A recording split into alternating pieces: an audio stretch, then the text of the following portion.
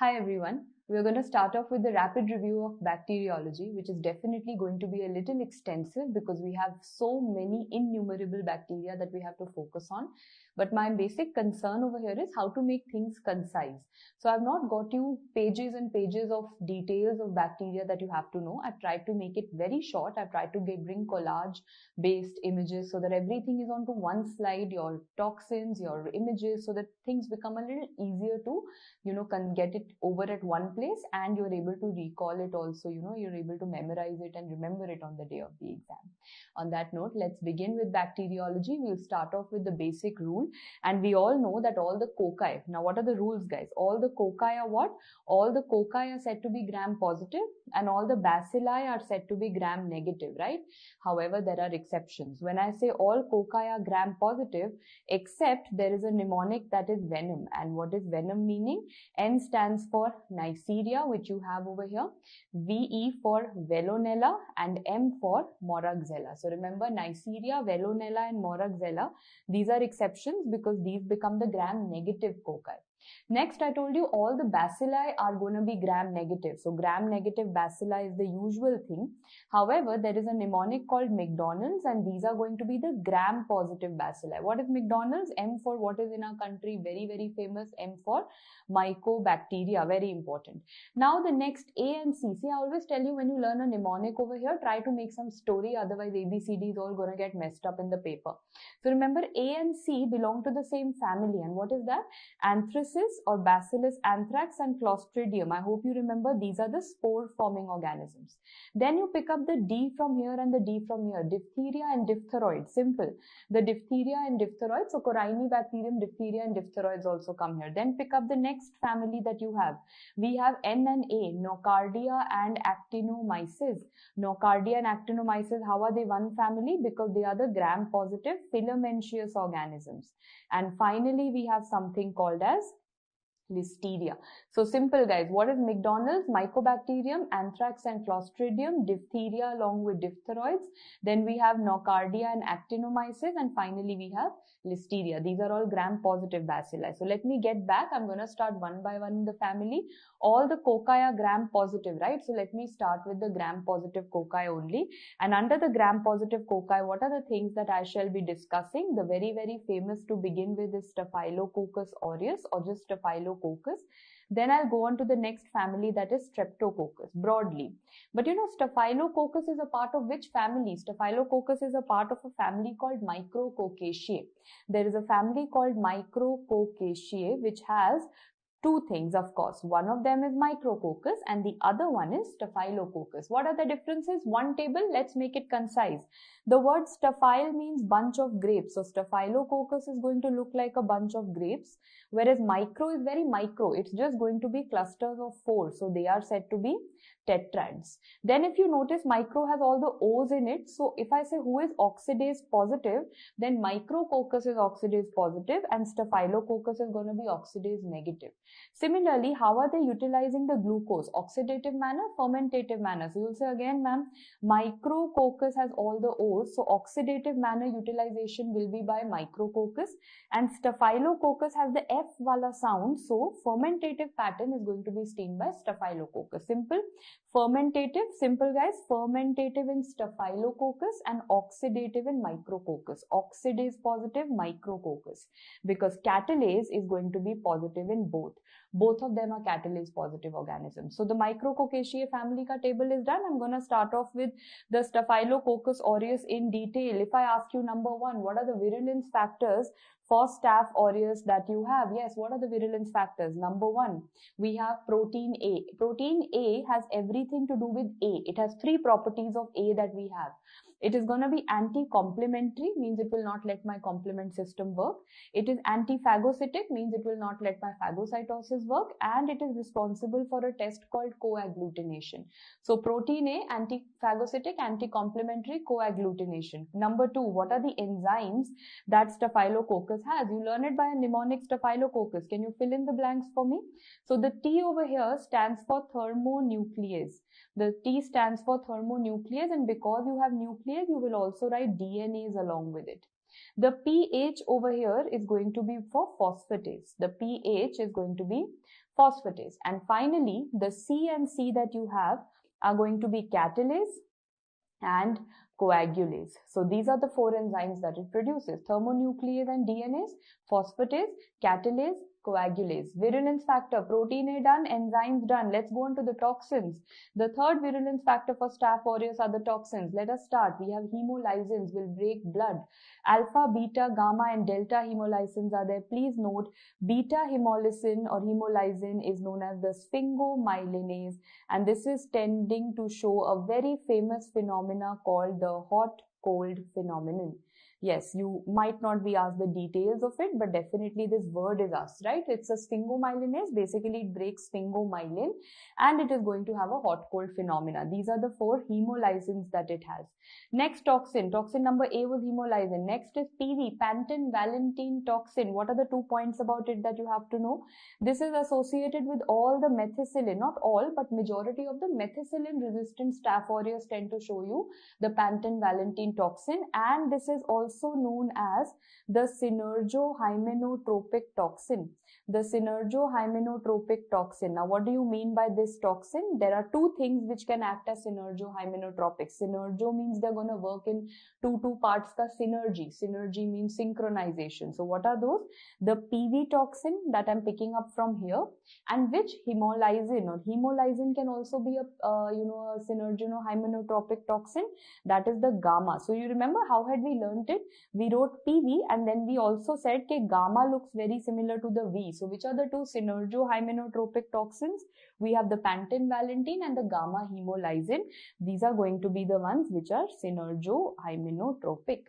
Coming to the third one, which is very obvious, epidermolytic or exfoliative toxin. Of course, it is going to result in epidermolysis, right? So that basically means that there is SSSS, staphylococcal scalded skin syndrome. It is also associated, the same staphylococcal scalded skin syndrome in children is known as the Ritter syndrome. It is known as the Ritter syndrome. It is associated with another disease in the skin called toxic epidermal necrolysis. All of these you have studied in your dermatology, isn't it?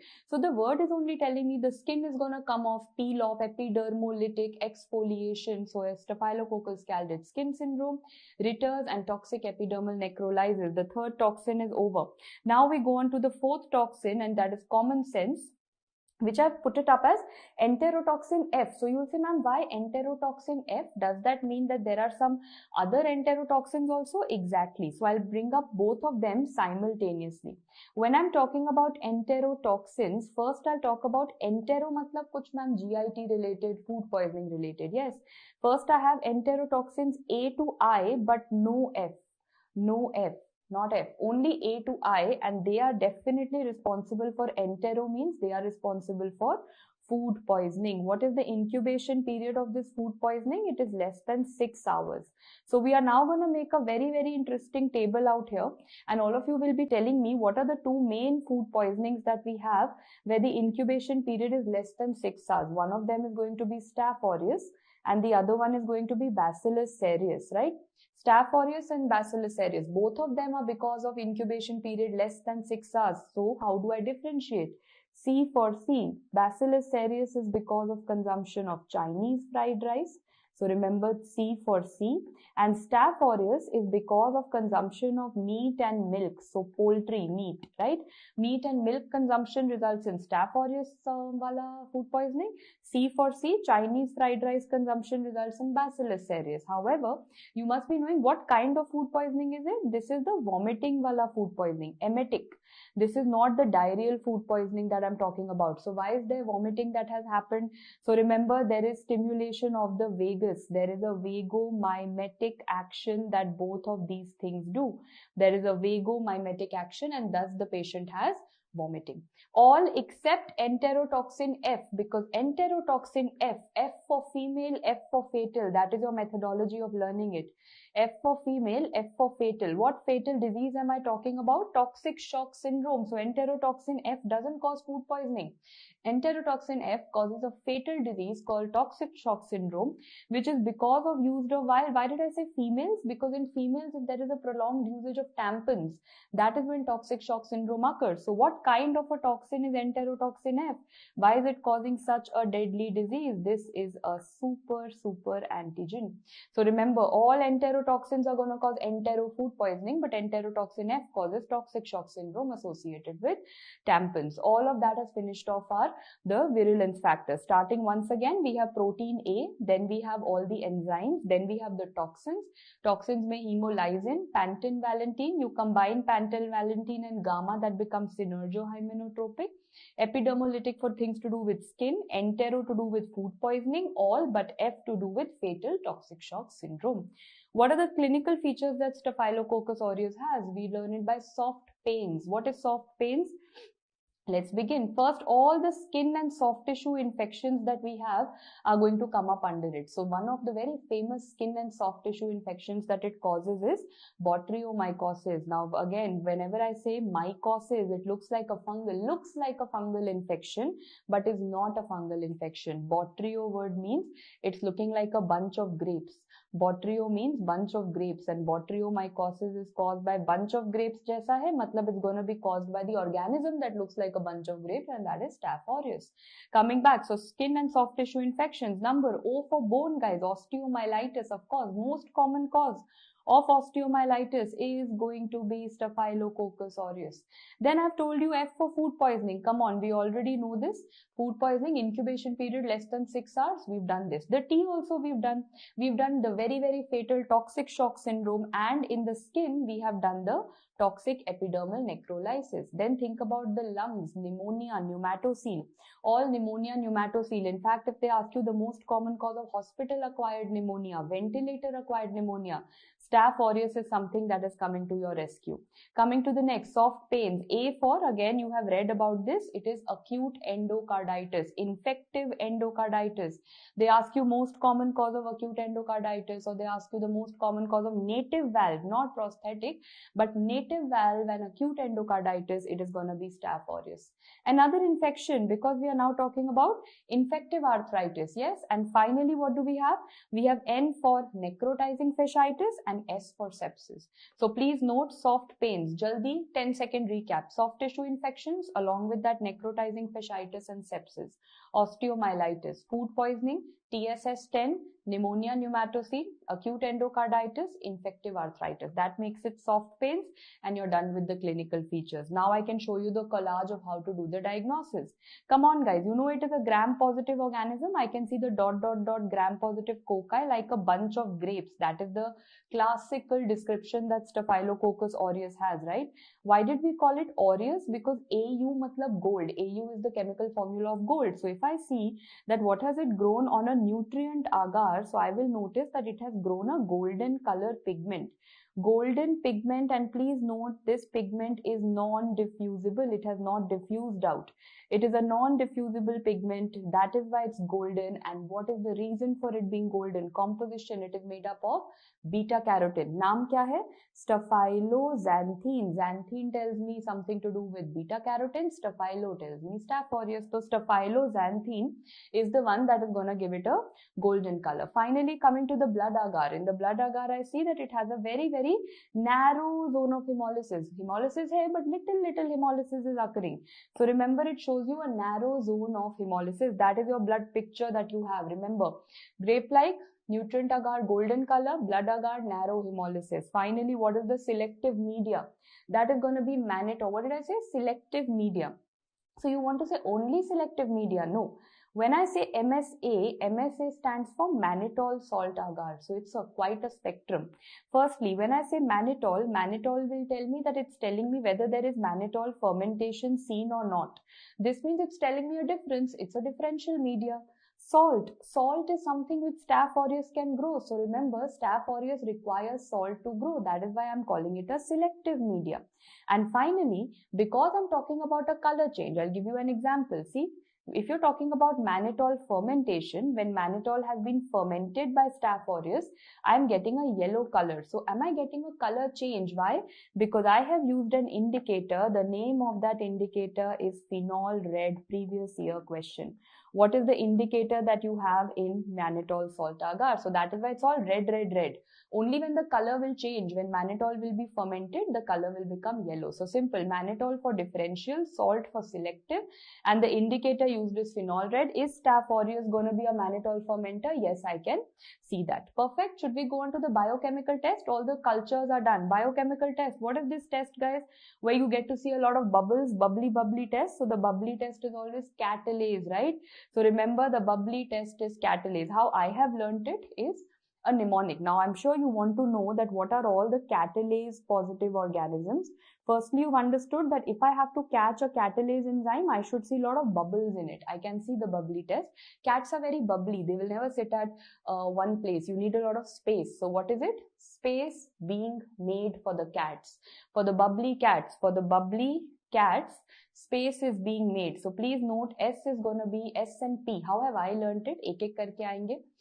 Club organisms like S and P are all the pigmented organisms that we have in bacteriology.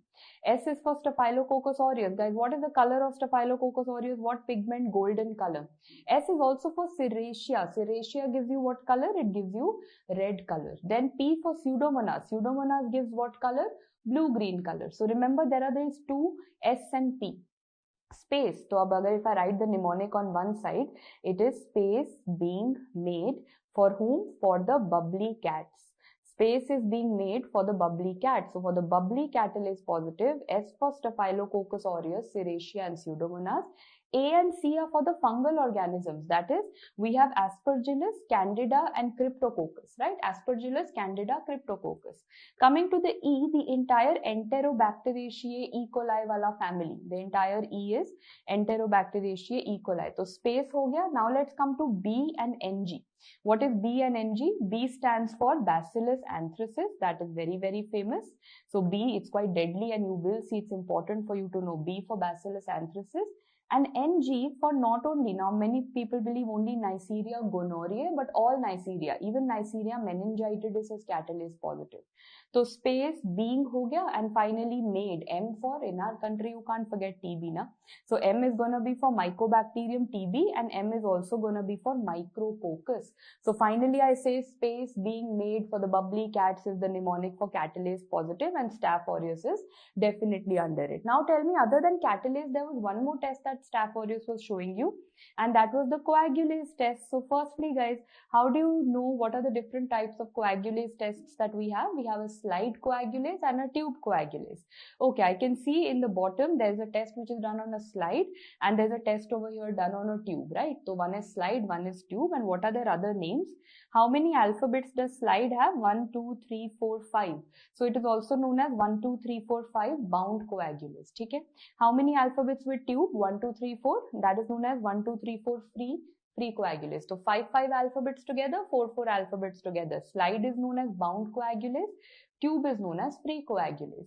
What are the organisms going to show you these? I realize Staph aureus shows you both, Staph intermedius also shows you both, and Staph hicus also shows you both. So sab mein answer both.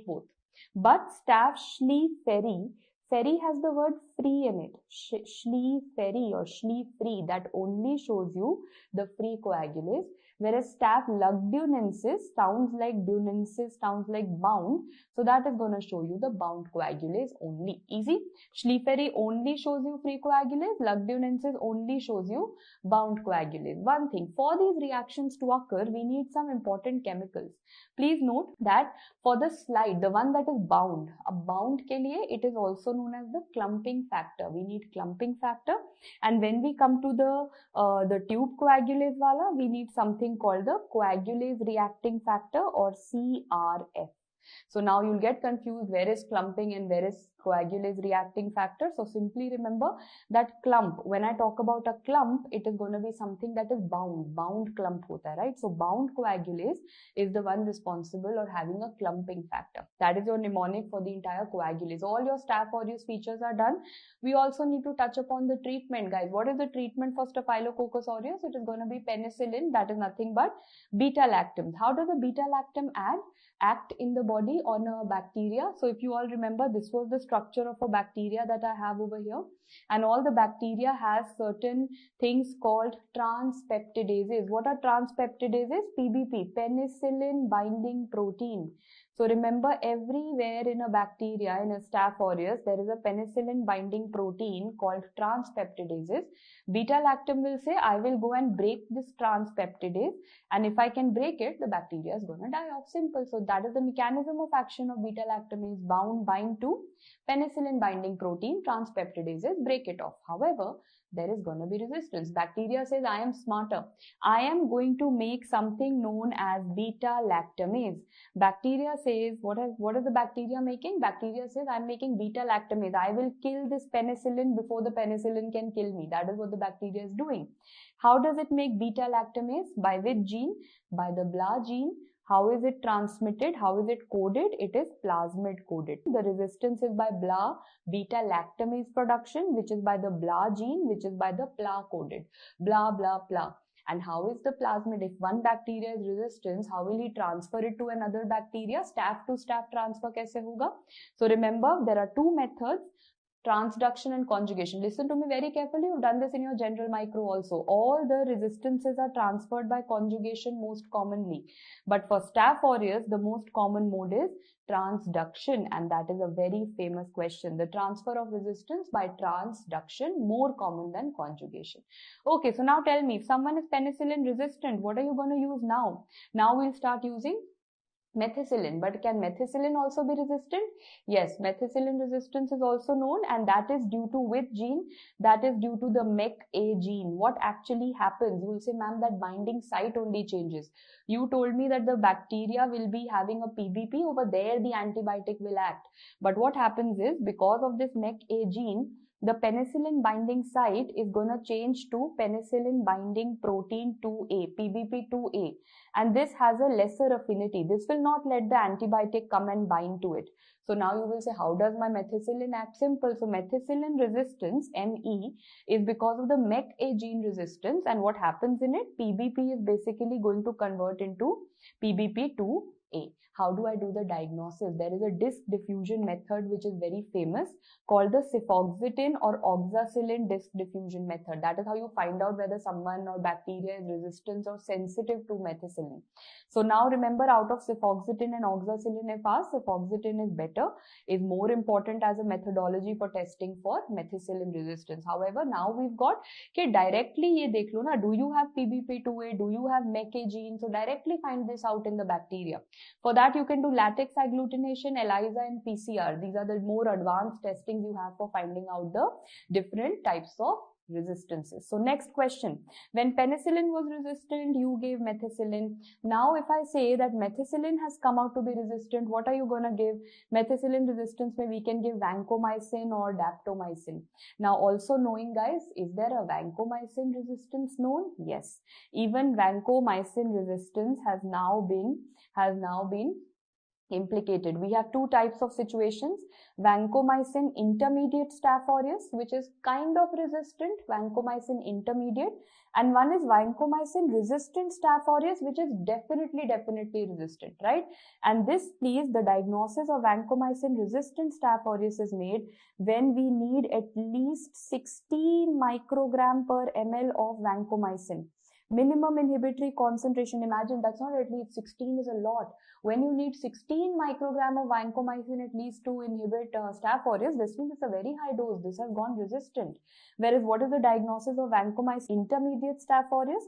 When it is between 4 to 8 microgram per ml as the minimum inhibitory concentration. What does that mean? If you need 4 to 8 microgram, this means abhi kind of susceptible, kind of resistant, intermediate amount. But if you started requiring 16 microgram per ml of vancomycin, then that becomes vancomycin resistant Staph aureus. So starting off as a quick summary, pehle do penicillin. If penicillin is resistant, you give methicillin. If methicillin is resistant, you give vancomycin. If that is also resistant, then you have to decide as per antibiotic sensitivity what you have to give. Now finally, all of this was about Staph aureus, because now I'm going to start off with another family which is also staph, but it's a different kind of a staph. It is cons. Cons matlab it is going to be a coagulase negative staph. It is a kind of a coagulase negative staph, and that is what we call as cons. What are these? Staph epidermidis and staph saprophyticus. Staph epidermidis is very, very common, very important. Why? Because it causes what? Something in the heart. Prosthetic heart valve endocarditis is what it causes. Whereas saprophyticus kya karta hai? It causes UTI. Out of these, which of this is novobiocin sensitive? It is the epidermidis is sensitive. However, it is very famous for one thing. It causes a biofilm production. So biofilm production is also going to make it resistance to antibiotics. Resistant to the antibiotics is what is going to be needed or what is going to be seen over here. So you will say, ma'am, thoda contradictory hai. Is it sensitive to novobiocin? Yes, it is. But if it produces a biofilm, then it can become resistant to antibiotics. So biofilm production will not be seen all the time. Okay? So simple. It is usually sensitive to the novobiocin. But if a biofilm production occurs, then it's not going to be sensitive. Then it's going to be resistant to any antibiotic. Okay, so these were the two things. Remember, epidermidis causes prosthetic heart valve endocarditis. Saprophyticus causes UTI. Both of these are their respective PYQs that you have to know. That wraps up your staphylococcus. What is the next coccus that you're going to start with? You shall start with the Streptococcaceae family, which is classified on the basis of the hemolysis. Alpha hemolysis, beta hemolysis, gamma hemolysis. Directly, let us do that with the help of diagram. When I say alpha hemolysis, the way I write alpha, I can fit a G into it. We are going to get a green color, and you can see the greenish color made over here. When we talk about beta hemolysis, you can make a Y out of it because I can definitely see a yellow color coming out of it. Yes, I can see a yellow color here.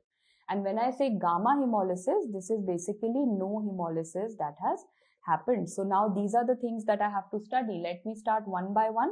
If I ask you guys, what are the things that come under alpha hemolysis? V and P, that is Streptococcus VP, Streptococcus viridans and Streptococcus pneumoniae. What comes under gamma hemolysis? It is just one thing that is known as Enterococcus.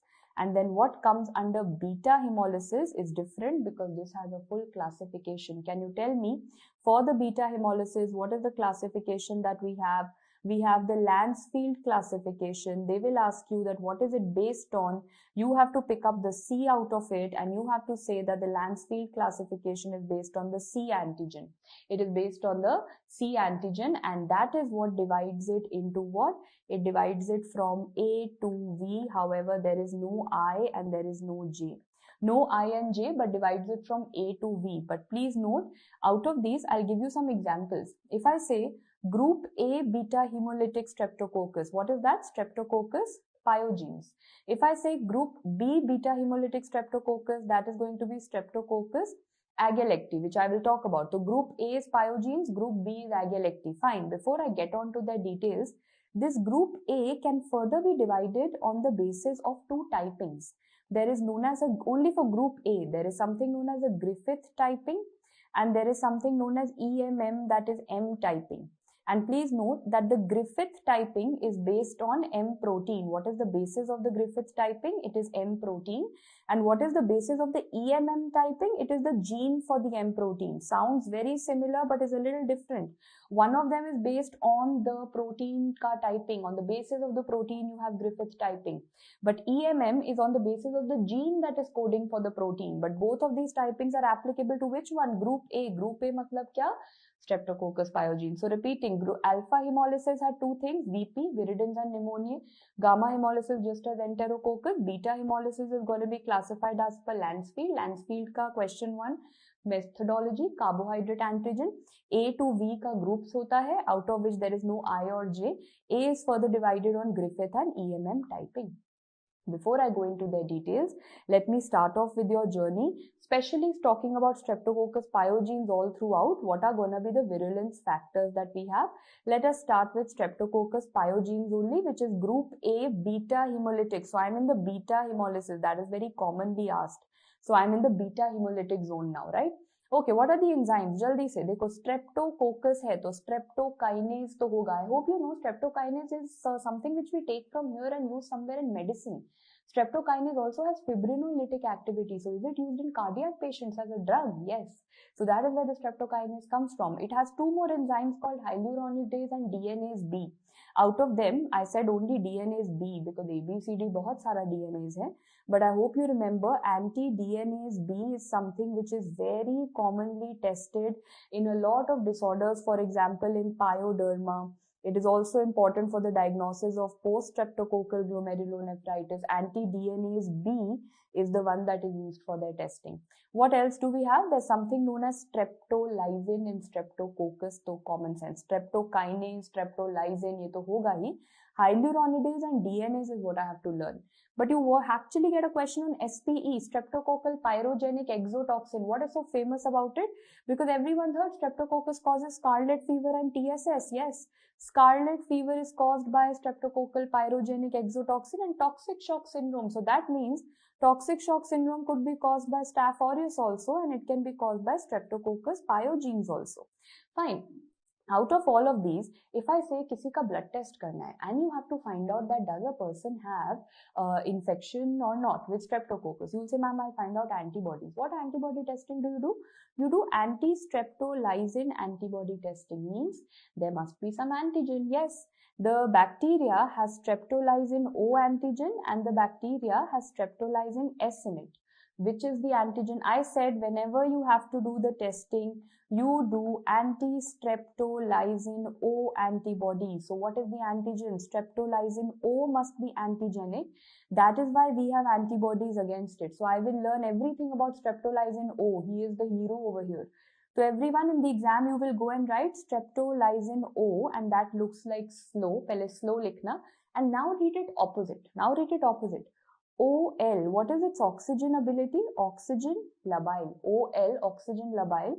And SS, what is SS? It is stable in the serum. It is serum stable. So slow and steady. Slow and steady is how I have learned it. So remember, steady and slow or slow and steady. So ulta pado. Slow ka ulta pado. It is oxygen labile. And it is serum what? It is serum steady. It is serum stable. These two features are asked a lot in the exam. Baki sab ulta. For SLS, which is non-antigenic, I will keep everything ulta. Okay?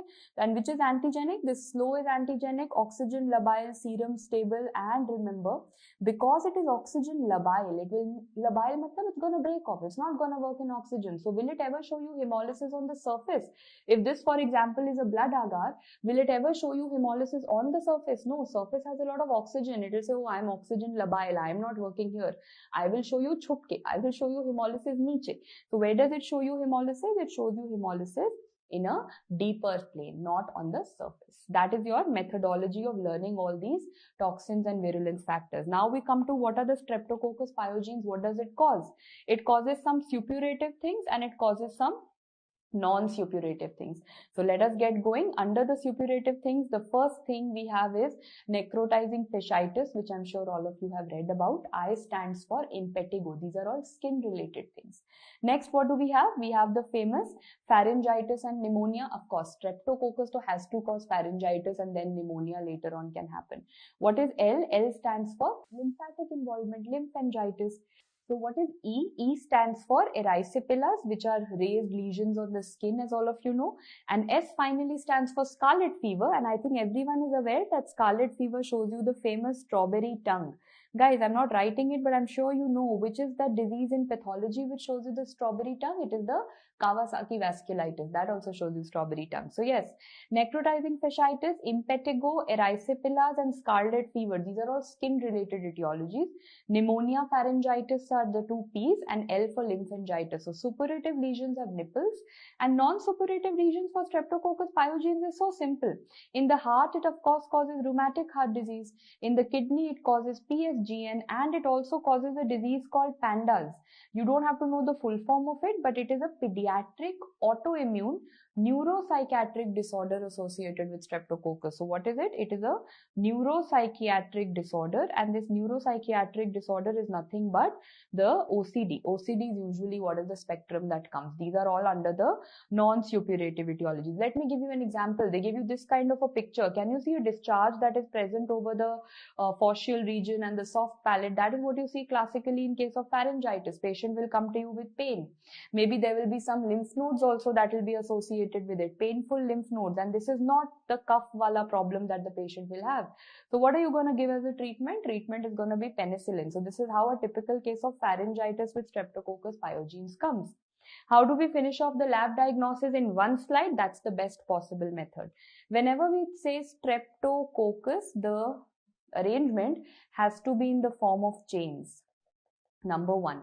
Next, when I look at the blood agar, if I see there is a pinpoint colony, look at the colony, guys, it's just looking like a point, pinpoint, and if I look at the amount of blood broken, it's too much of blood broken. There is a wide zone of hemolysis that I see. Remember, Staph aureus had a narrow zone and Streptococcus has a wide zone of hemolysis. If you have collected a sample from a patient, how are you going to transport it? What is the transport media? That is going to be the Pike's medium. Okay. Now we come to how do I learn it? So remember, when you write in the exam Streptococcus pyogenes, remember pyogenes mein number one, what colonies do you have? You have pine point colonies. Fine, if I ask you what zone of hemolysis, you will say wide zone of hemolysis. And if I ask you what is going to be the transport media, you will say it is the Pike's media. Can you see pi, y? Everything in pyogenes goes as pine point colonies, Pike's media, wide zone, pi, y chalega. Coming to the selective media, for that also you will write Streptococcus pyogenes because P will remind you of the PNF. PNF media for P.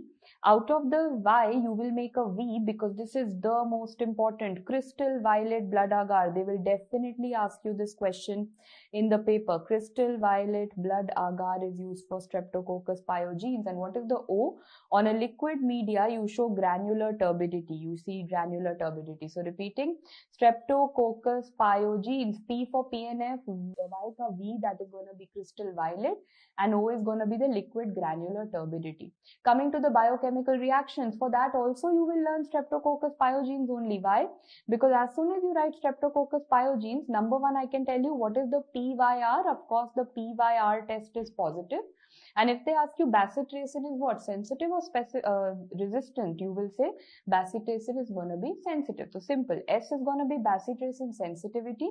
PY is going to be PYR test positive. And of course, this you already know. Catalase and oxidase. Catalase was not Streptococcus. Catalase was a mnemonic we've done earlier. So all those things are not there. Two things are there. One is bacitracin sensitivity and other is PYR positive. Everything about Streptococcus is done from its name. Streptococcus pyogenes tells you selective media. This pyogenes tells you biochemical. Pi, y tells you all the features and the transport media. What is the treatment? You know it's penicillin. In case of resistance, you go in for erythromycin. So please note this was Streptococcus pyogenes, that is group A beta hemolytic Streptococcus, because now I go on to group B beta hemolytic Streptococcus, that is known as Streptococcus agalacti. So what is agalacti? If you remember, I told you gala. This sounds like gala. So hip hip hooray. That is how we had learned. Hip hip hooray, because we are going to have a gala time in the camp. We are going to have a gala time in the camp. What does that mean? So gala basically means for agalacti. Hip hip hooray means that in terms of the biochemical reaction, this is the one that is going to show you hippurate hydrolysis positivity. Hippurate hydrolysis is seen over here. And what is the camp? Because this is going to be camp test positive. What is camp? Camp ka full form kya hota hai? There were 4 scientists that gave it. You just have to go through it once. Christie, Atkins, Munch, Peterson. 4 scientists who gave it. And what do you do in this? Over here on the vertical line, you first strike or you make a stroke of Staph aureus. Did I teach you Staph aureus is hemolytic? Yes. After that, perpendicular to it, you make a gala time, that is agalacti. So one line like this, Staph aureus, one line like this, that is agalacti. Wherever they will meet, there will be too much of hemolysis. Why? Because this is also hemolytic. This is also hemolytic. So, khoob jamega rang, do yaar, that is how it is. This is also hemolytic. This is also hemolytic. Whenever they will meet, there will be an enhanced zone of hemolysis. That is going to be known as the arrowhead hemolysis, right? So remember, hip stands for hippurate hydrolysis, gala for agalacti, camp for camp test positivity. After that, you should be knowing some miscellaneous things. It is bacitracin resistant, of course, because bacitracin sensitive to Streptococcus pyogenes tha. So this is going to be bacitracin resistant, and if you can learn, it produces a red color pigment on Islam's media. But karata kya hai? Primarily, this is something that can happen in neonates and newborn children also. Neonates and older भी 7-8 year old children का disease basically ज़्यादा है, because hip hip hooray is something that bachas do na. Hip hooray, the bachas are gonna have a gala time in the camp. So meningitis, pneumonia, sepsis in the kids, these are the kind of things that it causes. Your beta hemolytic category is done, guys, because now I'm going to go on to the alpha hemolytic category, and that is going to have VP.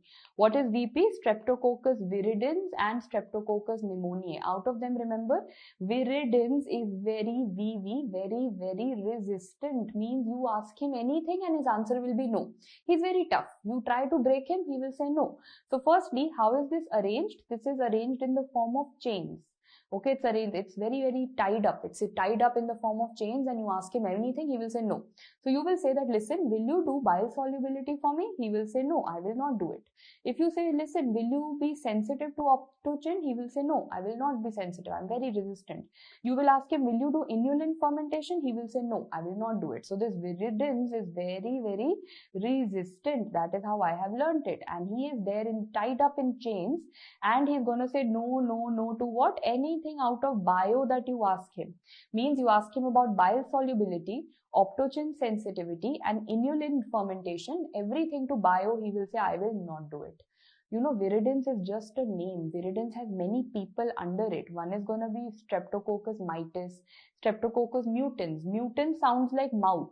Streptococcus mutans sounds like mouth. So this is what is going to have dental caries. Very important PYQ. Then we have Streptococcus sanguis, and this is asked in terms of prosthetic heart valve endocarditis. Again, something which is a PYQ. And Salivarius. Salivarius, you have studied this in your general also. This is the only organism that can have both things. It can have a capsule as well as a slime layer. Both the things are possible. So remember, mutants goes in mouth with dental caries. Sanguis is going to cause less prosthetic heart valve endocarditis, and Salivarius has both. That is, सब कुछ है उसके पास. Saliva has सब कुछ. Salivarius has capsule and a slime layer. That makes up your Streptococcus viridans family. Very resistant, saying no to everything. Because now I'll tell you Streptococcus pneumonia, which will say yes to everything. Means if you ask him about the bio thing, and you ask him, will you show me bile solubility? He will say yes. Will you show me optochin sensitivity? Yes. Will you show me inulin fermentation? Yes. He's gonna say yes to everything. So imagine if you are a PG resident and everything that your HOD asks you in your bio data, if you say yes, I can do this also, I can make tea also in the department, I can take care of patients also in the department. If you say yes to everything in the department, you are gonna have a gala time. You are gonna enjoy the department. Your thesis will be done. You will pass your MD exam. You will basically get a license. You will get a license to enjoy life. That is, you will be playing carom in your PG and enjoying life. You will not be working. License means this is a lens-shaped organism. It is a lens-shaped, lanceolate-shaped organism. I'll show you a picture, an enlarged picture of it.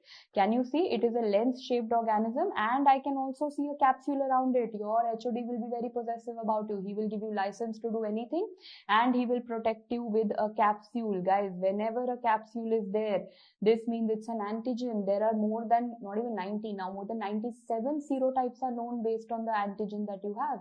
And what is the testing that you do for antigen? You do a Quellung reaction. I have taught you this earlier in the main videos also. What is Quellung reaction? I told you that capsule is basically going to have an antigen. If you add an anti-sera to the capsule, there is going to be swelling. Basically, antigen-antibody reaction hoga. There is going to be swelling. So we had learnt it by a mnemonic that Quellung is swellung. That is how we learn it. Quellung is swellung. It is going to show you a swelling around the capsule. What are the clinical features? You know Streptococcus pneumoniae. So to think of something from ENT point of view, it is going to cause otitis media. It is going to cause sinusitis. It is going to cause community acquired pneumonia. Understood things? Other than that, it can also cause meningitis. So it had got a lens. It had got a lens or a license, and the HOD was protecting it. And what is he going to do? Now he's going to enjoy life, and he's going to play carom in the department. So these are known as carom coin colonies. What is the other name for carom coin colonies?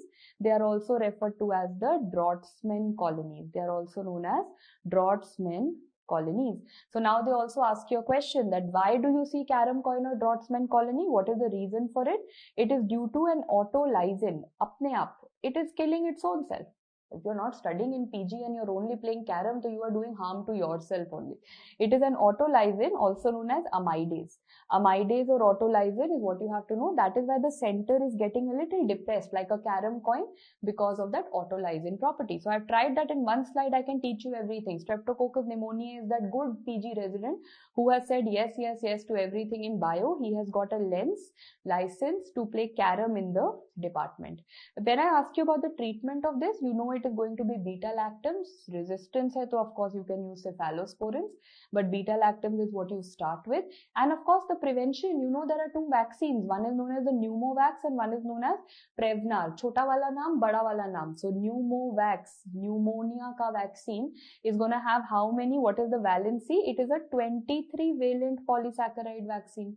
23-valent, right?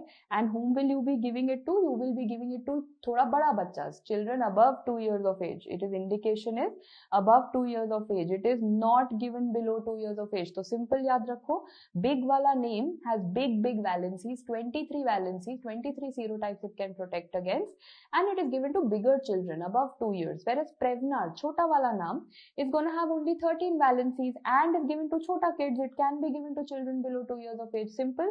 Big name, big valency, bigger kids. Small name, small valency, smaller kids.